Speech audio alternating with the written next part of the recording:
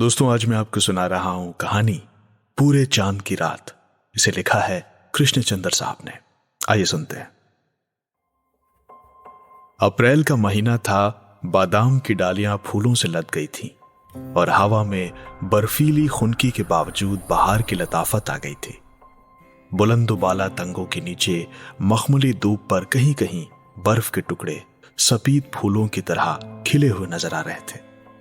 अगले महीने तक ये सफेद फूल इसी दूब में जज्ब हो जाएंगे और दूब का रंग गहरा सब्ज हो जाएगा और बादाम की शाखों पर हरे हरे बादाम पुखराज की नगीनों की तरह झिलमिलाएंगे और नीलंगू पहाड़ों के चेहरों से कोहरा दूर हो जाएगा और इस झील के पुल के पार पगडंडी की खाक मुलायम भेड़ों की जानी पहचानी आवाज से झनझना उठेगी और फिर इन बुलंदुबाला तंगों के नीचे चरवाहे भेड़ों के जिस्मों से सर्दियों की पली हुई मोटी मोटी गफ ऊन गर्मियों में कुतरते जाएंगे और गीत गाते जाएंगे।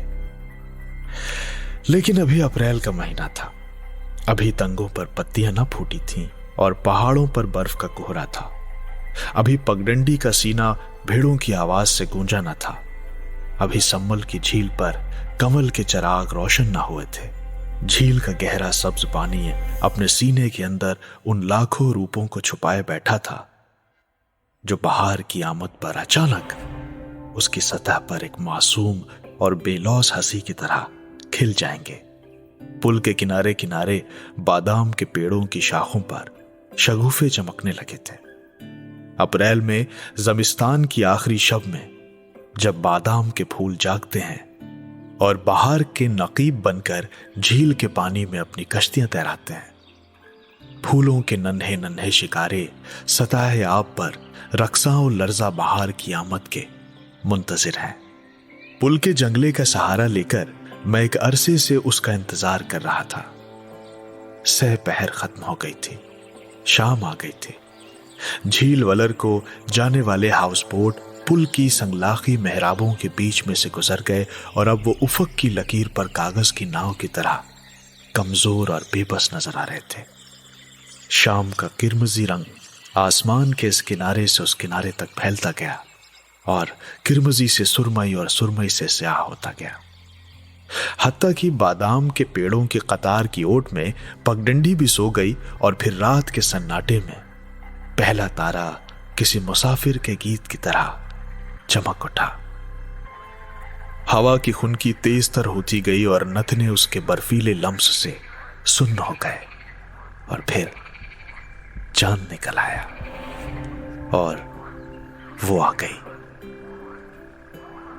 तेज तेज कदमों से चलते हुए, बल्कि पगडंडी की ढलान पर दौड़ती हुई वो बिल्कुल मेरे करीब आकर रुक गई। उसने आहिस्ता से कहा, हाय। उसकी सांस तेजी से चल रही थी और फिर रुक जाती, फिर तेजी से चलने लगती।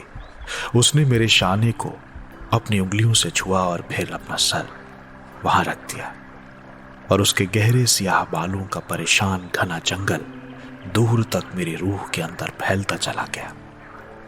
और मैंने उससे कहा, सह पहर से तुम्हारा इंतजार कर रहा हूं। उसने हंसकर कहा, अब रात हो गई है, बड़ी अच्छी रात है। उसने अपना कमजोर नन्हा छोटा सा हाथ मेरे दूसरे कंधे पर रख दिया और जैसे बादाम के फूलों से भरी शाख झुककर मेरे कंधे पर सो गई। देर तक वो खामोश रही, देर तक मैं खामोश रहा। फिर वो अपने आप ही हंसी, बोली, अब्बा मेरे पगडंडी के मोड़ तक मेरे साथ आए थे क्योंकि मैंने कहा मुझे डर लगता है। आज मुझे अपनी सहेली रज्जो के घर सोना है। सोना नहीं बल्कि जागना है, क्योंकि बादाम के पहले शगुफे की खुशी में हम सब सहेलियां रात भर जागेंगी और गीत गाएंगी।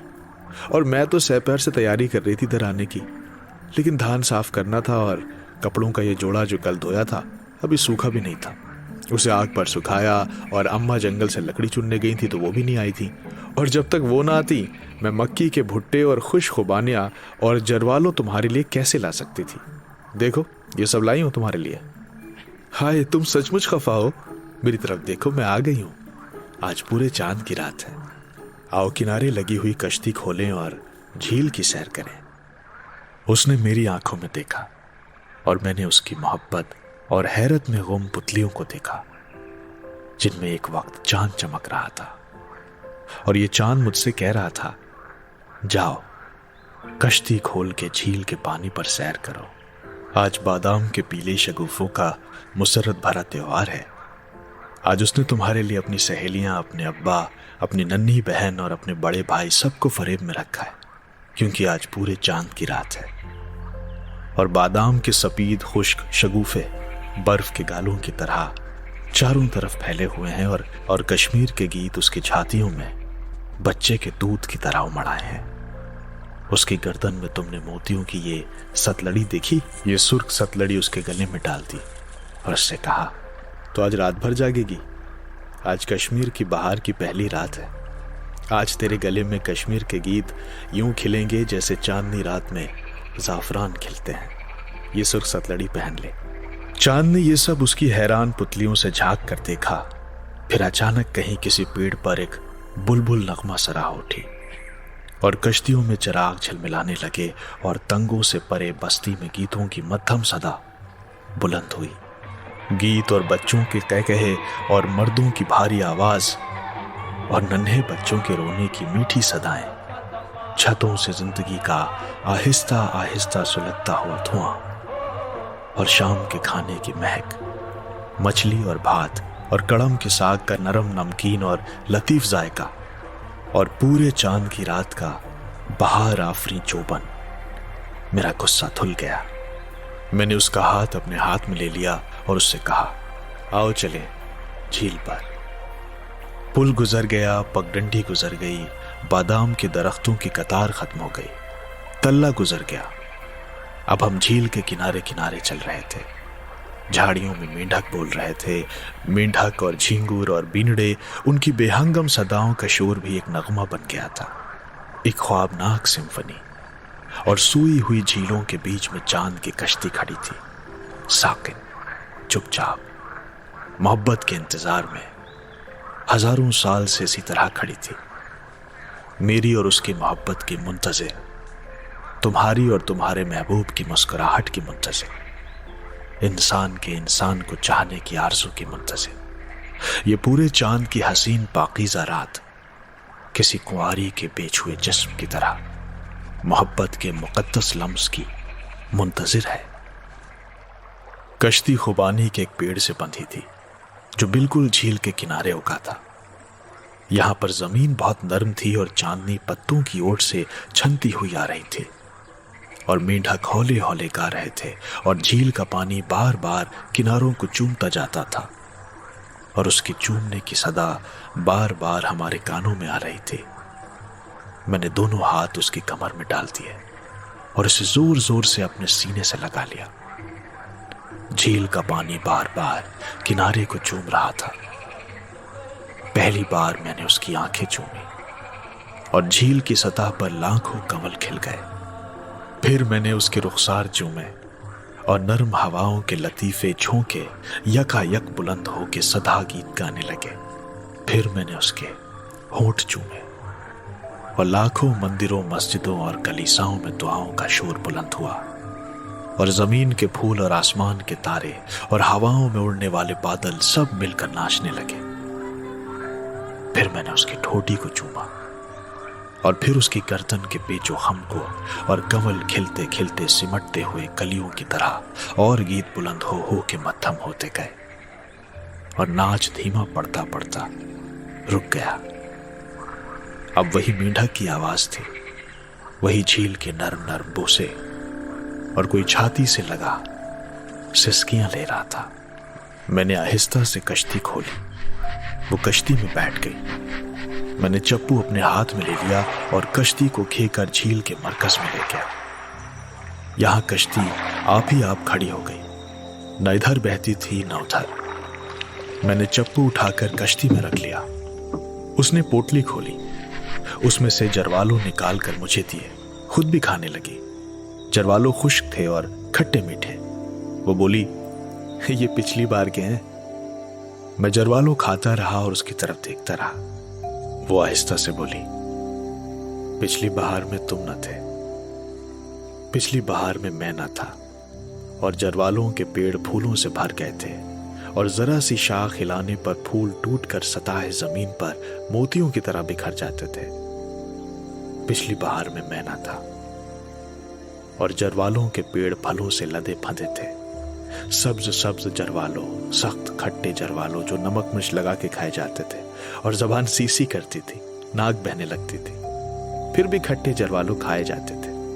पिछली बहार में मैना था और ये सब्ज सब्ज जरवालों पक के पीले और सुनहरे और सुर्ख होते गए और डाल डाल में मसरत के सुर्ख शगुफे झूम रहे थे और मसरत भरी आंखें, चमकती हुई मासूम आंखें उन्हें झूमता हुआ देखकर रक्स करने लगती थी। पिछली बहार में मैना था और सुर्ख सुर्ख जरवालों खूबसूरत हाथों ने इकट्ठा कर लिए, खूबसूरत लबों ने उनका ताजा रस चूसा और उन्हें अपने घर की छत पर ले जाकर सूखने के लिए रख दिया कि जब ये जरवालों सूख जाएंगे, जब एक बहार गुजर जाएगी और दूसरी बहार आने को होगी, तो मैं आऊंगा और उनकी लज्जत से लुफ्तांदोज हो सकूंगा। जरवालों खा के हमने खुश खुबानियां खाई। खुबानी पहले तो बहुत मीठी मालूम ना होती, मगर जब दहन के लुआब में घुल जाती तो शहद और शक्कर का मजा देने लगती। नर्म नर्म, बहुत मीठी है ये, मैंने कहा। उसने एक गुठली को दांतों से तोड़ा और खुबानी का बीज निकालकर मुझे दिया। खाओ। बीज बादाम की तरह मीठा था। ऐसी खुबानियां मैंने कभी नहीं खाई। उसने कहा, यह हमारे आंगन का पेड़ है, हमारे यहाँ खुबानी का एक ही पेड़ है, मगर इतनी बड़ी और सुर्ख और मीठी खुबानियां होती हैं उसके कि मैं क्या कहूँ। जब खुबानियां पक जाती हैं तो मेरी सारी सहेलियां इकट्ठा हो जाती हैं और खुबानियां खिलाने को कहती हैं। पिछली बहार में, और मैंने सोचा पिछली बहार में मैं न था, मगर खुबानी का पेड़ आंगन में इसी तरह खड़ा था। पिछली बहार में वो नाजुक नाजुक पत्तों से भर गया था और उनमें कच्ची खुबानियों के सब्ज और नुकीले फल लगे थे। अभी इन खुबानियों में गुठली पैदा न हुई थी और ये कच्चे खट्टे फल दोपहर के खाने के बाद चटनी का काम देते थे। पिछली बहार में मैना था और फिर इन खुबानियों में गुठलियां पैदा हो गई थी और खुबानियों का रंग हल्का सुनहरा होने लगा था और गुठलियों के अंदर नरम नरम बीज अपने जायके में सब्ज बादामों को भी मात करते थे। पिछली बहार में मैना था और ये सुर्ख सुर्ख खुबानियां जो अपनी रंगत में कश्मीरी दोशीजाओं की तरह सबीह थी। फिर अल्हड़ लड़कियां आंगन में नाचने लगती और उसका छोटा भाई दरख्त के ऊपर चढ़ गया और खुबानियां तोड़ तोड़ कर अपनी बहन की सहेलियों के लिए फेंकता गया। कितनी मीठी थी वो पिछली बहार की रस भरी खुबानियां जब मैं न था। खुबानियां खा के उसने मकई का भुट्टा निकाला। ऐसी सौंधी सौंधी खुशबू थी, सुनहरा सेका हुआ भुट्टा और करकरे दाने साफ शंगाफ मोतियों की सी जिला, जायके में बेहद शीरी। वो बोली, ये मिस्री मकई के भुट्टे हैं, बहुत मीठे। मैंने भुट्टा खाते हुए कहा, वो बोली, पिछली फसल के रखे थे घड़े में छिपा के, अम्मा की आंख से ओझल। मैंने भुट्टा एक जगह से खाया, दानों की चंद कतारें रहने दी। फिर उसने उसी जगह से खाया और दानों की चंद कतारें मेरे लिए रहने दी, जिनमें मैं खाने लगा और इस तरह हम दोनों एक ही भुट्टे से खाते गए। और मैंने सोचा, ये मिस्री मकई के भुट्टे कितने मीठे हैं। ये पिछली फसल के भुट्टे जब तू थी, लेकिन मैं ना था, जब तेरे बाप ने हल चलाया था खेतों में, गोड़ी की थी, बीज बोए थे, बादलों ने पानी दिया था, जमीन ने सब सब्ज रंग के छोटे छोटे पौधे उगाए थे जिनमें तूने निलाई की थी। तू मकई के पौधों पर हरे हरे भुट्टे देखने जाती थी जब मैं ना था, लेकिन भुट्टों के अंदर दाने पैदा हो रहे थे, दूध भरे दाने, जिनकी नाजुक जिल्द के ऊपर अगर जरा सा भी नाखून लग जाए तो दूध बाहर निकल आता है। ऐसे नर्मो नाजुक भुट्टे इस धरती ने उगाए थे और मैं ना था। और फिर ये भुट्टे जवान और तवाना हो गए और उनका रस पुख्ता हो गया, पुख्ता और सख्त। अब नाखून लगाने से कुछ ना होता था, बल्कि अपने ही नाखून के टूटने का एहतमाल था। भुट्टों की मूछें जो पहले पीली थीं, अब सुनहरी और आखिर में स्याही माइल होती गई। मकई के भुट्टों का रंग जमीन की तरह भूरा होता गया। मैं जब भी नहाया था और फिर खेतों में खलिहान लगे और खलिहानों में बैल चले और भुट्टों से दाने अलग हो गए और तूने अपनी सहेलियों के साथ मोहब्बत के गीत गाए। और थोड़े से भुट्टे छुपाकर और सेंक के अलग रख दिए। जब मैं न था, धरती थी, तख्लीक थी, मोहब्बत के गीत थे, आग पर सेके हुए भुट्टे थे, लेकिन मैं न था। मैंने मुस्कुरा के उस तरफ से देखा और कहा, आज पूरे चांद की रात को जैसे हर बात पूरी हो गई है। कल तक पूरी न थी, आज पूरी है। उसने भुट्टा मेरे मुंह से लगा दिया। उसके होठों का गर्म गर्म लम्स अभी तक इस भुट्टे पर था। मैंने कहा, मैं तुम्हें चूम लूं? वो बोली, हश, कश्ती डूब जाएगी। तो फिर क्या करें? मैंने पूछा। वो बोली, डूब जाने दो। वो पूरे चांद की रात मुझे अब तक नहीं भूलती। मेरी उम्र 70 बरस के करीब है, लेकिन वो पूरे चांद की रात मेरे जहन में इस तरह चमक रही है जैसे अभी वो कल आई थी। ऐसी पाकीज़ा मोहब्बत मैंने आज तक नहीं की होगी, उसने भी नहीं। वो जादू, वो कुछ और ही था जिसने पूरे चांद की रात को हम दोनों को एक दूसरे से यूं मिला दिया कि वो फिर घर नहीं गई। उसी रात मेरे साथ भाग आई और हम 5-6 दिन मोहब्बत में खोए बच्चों की तरह इधर उधर जंगलों के किनारों, नदी नालों पर अखरोटों के साए तले घूमते रहे, दुनिया व माफिया से बेखबर। फिर मैंने इसी झील के किनारे एक छोटा सा घर खरीद लिया और उसमें हम दोनों रहने लगे। कोई 1 महीने के बाद मैं श्रीनगर गया और उससे ये कह के गया कि मैं तीसरे दिन लौट आऊंगा। तीसरे दिन मैं लौट आया तो क्या देखता हूं कि वो एक नौजवान से घुल मिल के बातें कर रही है। वो दोनों एक ही रकाबी में खाना खा रहे थे, एक दूसरे के मुंह में लुक़्मे डालते जाते और हंसते जाते। मैंने उन्हें देखा, लेकिन उन्होंने मुझे नहीं देखा। वो अपनी खुशी में इस कदर डूबे थे कि उन्होंने मुझे नहीं देखा।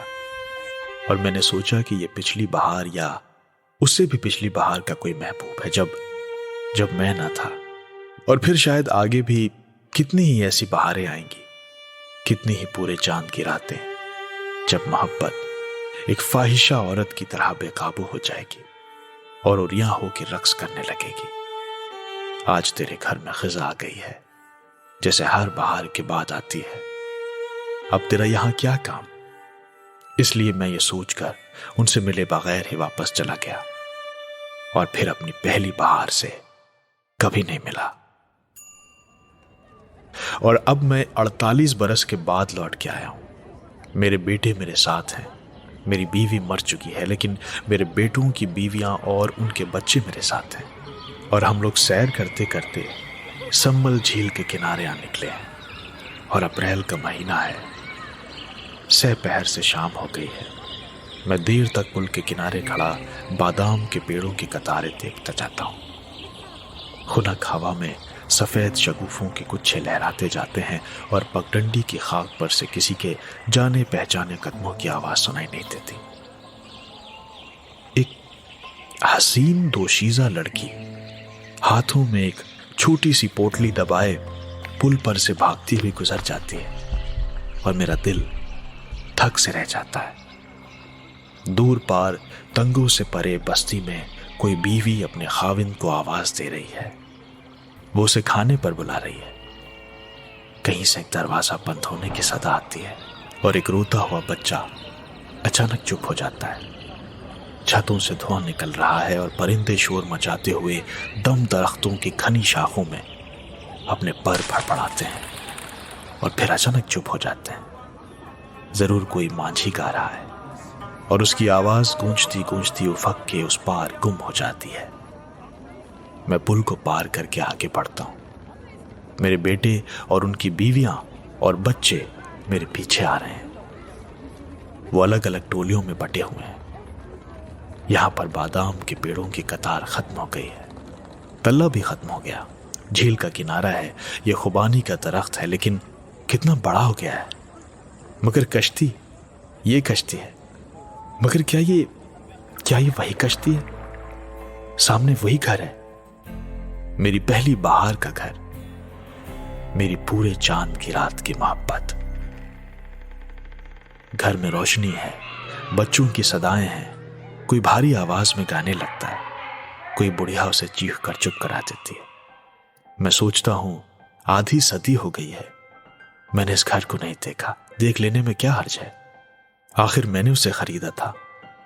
देखा जाए तो मैं अभी तक उसका मालिक हूं। देख लेने में हर्ज ही क्या है? मैं घर के अंदर चला गया। बड़े अच्छे प्यारे बच्चे हैं। एक जवान औरत अपने खाविंद के लिए रकाबी में खाना रख रही है। मुझे देखकर ठिठक जाती है। 2 बच्चे लड़ रहे हैं, मुझे देखकर हैरत से चुप हो जाते हैं। बुढ़िया जो अभी गुस्से में डांट रही थी, थम के पास आके खड़ी हो जाती है। कहती है, कौन हो तुम? मैंने कहा, ये घर मेरा है। वो बोली, तुम्हारे बाप का है? मैंने कहा, मेरे बाप का नहीं, मेरा है। कोई 48 साल हुए मैंने इसे खरीदा था। बस इस वक्त तो यूं ही मैं इसे देखने के लिए चला आया। आप लोगों को निकालने के लिए नहीं आया हूं। ये घर तो बस समझिए कि अब आप ही का है। मैं तो यूं ही, ये कहकर मैं लौटने लगा। बुढ़िया की उंगलियां सख्ती से थम कर जम गई। उसने सांस जोर से अंदर को खींची। तो तुम हो? अब इतने बरस के बाद कोई कैसे पहचाने? वो थम से लगी देर तक खामोश खड़ी रही। मैं नीचे आंगन में चुपचाप खड़ा उसकी तरफ देखता रहा। फिर वो अपने आप ही हंसती बोली, आओ मैं तुम्हें अपने घर के लोगों से मिलाऊं। देखो, ये मेरा बड़ा बेटा है, ये इससे छोटा है, और ये बड़े बेटे की बीवी है। ये मेरा बड़ा पोता है, सलाम करो बेटा। ये पोती, ये मेरा खाविंद है। उसे जगाना नहीं। हाँ, परसों से उसे बुखार आ रहा है, सोने तो उसे। वो बोली, तुम्हारी क्या खातिर करूं? मैंने दीवार पर खूंटी से टंगे हुए मकई के भुट्टों को देखा। सेके हुए भुट्टे, सुनहरे मोतियों से शफाक दाने। हम दोनों मुस्कुरा दिए। वो बोली, मेरे तो बहुत से दांत झड़ चुके हैं, जो हैं वो भी काम नहीं करते। मैंने कहा, यही हाल मेरा भी है, भुट्टा तो ना खा सकूंगा। मुझे घर के अंदर घुसते देखकर मेरे घर के लोग भी अंदर चले आए। अब खूब गहमा गहमी थी। बच्चे एक दूसरे से बहुत जल्द घुल मिल गए। हम दोनों आहिस्ता आहिस्ता बाहर चले आए। आहिस्ता आहिस्ता झील के किनारे चलते गए। वो बोली, मैंने 6 बरस इंतजार किया था तुम्हारा, तुम उस रोज क्यों नहीं आए? मैंने कहा, मैं आया था, मगर तुम्हें किसी दूसरे नौजवान के साथ देखकर वापस चला गया था। क्या कहते हो? वो बोली, हाँ, तुम उसके साथ खाना खा रही थी एक ही रकाबी में, और वो तुम्हारे मुंह में और तुम उसके मुंह में लुक़्मे डाल रही थी। वो एकदम चुप हो गई, फिर जोर से हंसने लगी। क्या हुआ? मैंने हैरान होकर पूछा। अरे वो तो मेरा भाई था, मेरा सगा भाई। फिर वो जोर जोर से हंसने लगी। वो मुझसे मिलने के लिए आया था उसी रोज, तुम भी आने वाले थे। वो वापस जा रहा था, मैंने उसे रोक लिया कि तुमसे मिल के जाए। तुम फिर आए नहीं। वो संजीदा हो गई। 6 बरस मैंने तुम्हारा इंतजार किया। तुम्हारे जाने के बाद मुझे खुदा ने बेटा दिया, तुम्हारा बेटा। मगर 1 साल बाद वो मर गया। 4 साल और मैंने तुम्हारी राह देखी, मगर तुम नहीं आए। फिर मैंने शादी कर ली। 2 बच्चे हुए। बातचीत चली रही थी कि 2 बच्चे अचानक बाहर आ गए। खेलते खेलते एक बच्चा दूसरी बच्ची को मकई का भुट्टा खिला रहा था। उसने कहा, वो मेरा पोता है। मैंने कहा, और वो मेरी पोती है। वो दोनों भागते भागते झील के किनारे दूर तक चले गए। जिंदगी के 2 खूबसूरत मुरक्के। हम देर तक उन्हें देखते रहे। वो मेरे करीब आ गई, बोली, आज तुम आए हो तो मुझे अच्छा लग रहा है। मैंने अब अपनी जिंदगी बना ली है। इसकी सारी खुशियां और गम देखे हैं। मेरा हरा भरा घर है, और आज तुम भी आए हो, मुझे जरा भी बुरा नहीं लग रहा है। मैंने कहा, यही हाल मेरा है। सोचता था कि जिंदगी भर तुमसे नहीं मिल पाऊंगा, इसलिए इतने बरस इधर नहीं आया। अब आया हूं तो जरा रत्ती भर भी बुरा नहीं लग रहा है। हम दोनों चुप हो गए। बच्चे खेलते खेलते हमारे पास आ गए। उसने मेरी पोती को उठा लिया, मैंने उसके पोते को। उसने मेरी पोती को चूमा, मैंने उसके पोते को, और हम दोनों खुशी से एक दूसरे को देखने लगे। इसकी पुतलियों में चांद चमक रहा था, और वो चांद हैरत से मसरत से कह रहा था, इंसान मर जाते हैं लेकिन जिंदगी नहीं मरती। बहार खत्म हो जाती है लेकिन फिर दूसरी बहार आ जाती है। छोटी छोटी मोहब्बतें भी खत्म हो जाती हैं, लेकिन जिंदगी की बड़ी और अजीम सच्ची मोहब्बत हमेशा कायम रहती है। तुम दोनों पिछली बहार में न थे, ये बहार तुमने देखी। इससे अगली बहार में तुम ना होगे, लेकिन जिंदगी फिर भी होगी, और जवानी भी होगी, और खूबसूरती और आनाई और मासूमियत भी। बच्चे हमारी गोद से उतर गए क्योंकि वो अलग से खेलना चाहते थे। वो भागते हुए खुबानी के दरख्त के करीब चले गए जहां कश्ती बंधी थी। मैंने पूछा, ये वही दरख्त है? उसने मेरी तरफ देखा और मुस्कुरा कर कहा, नहीं, ये दूसरा दरख्त है।